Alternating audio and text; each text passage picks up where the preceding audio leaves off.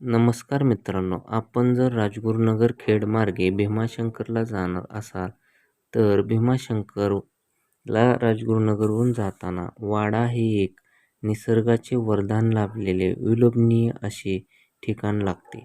वाड्यापासून सुमारे 6 किलोमीटर अंतरावरती गोडदुबाई मंदिर हे एक निसर्गाने नटलेले ठिकाण पाहण्यासाठी आपण चाललो आहोत. पावसाळ्यात जर आपण ट्रिप काढणार असाल तर येथील भातशेती, डोंगरमय निसर्ग यांचे अद्भुत असे दर्शन आपणाला मिळते. पावसाळ्यात जलमय झालेले रस्ते, धुक्यांनी पांघरून घातलेले ते डोंगर, खोल जलमयी दऱ्या, साठलेले पाण्याचे डबके, रस्त्याच्या कडेचे बारीक असे वॉटरफॉल पाहत आपण कधी गोडदुबाईच्या कमानीपर्यंत येतो हे आपणाला समजत पण नाही. समोर आपणाला डोंगराच्या कुशीत बसलेले ते गोडदुबाईचे सुंदर मंदिर असे भासते की जसे आपण स्वर्गाची सैर करत आहोत.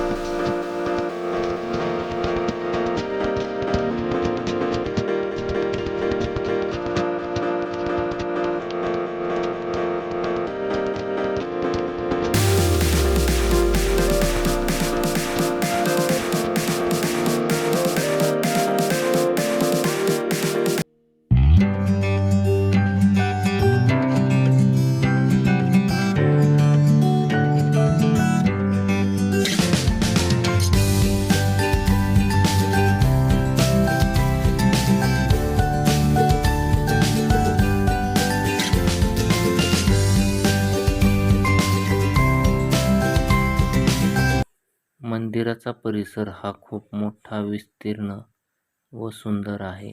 डोंगराच्या छायेत बसलेले हे देवीचे मंदिर पांडवकालीन असून नवसाला पावणारी देवी म्हणून प्रसिद्ध आहे.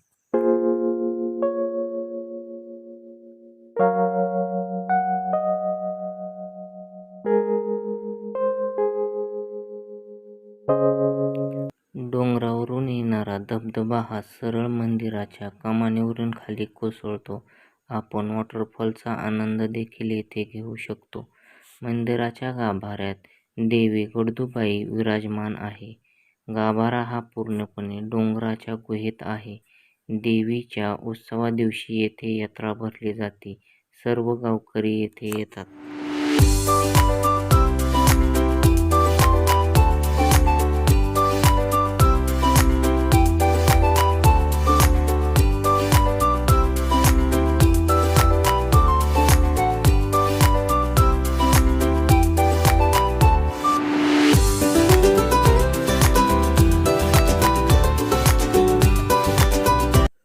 मंदिराच्या बाहेरील गाभाऱ्यात अनेक देवी देवतांच्या मूर्ती आहेत.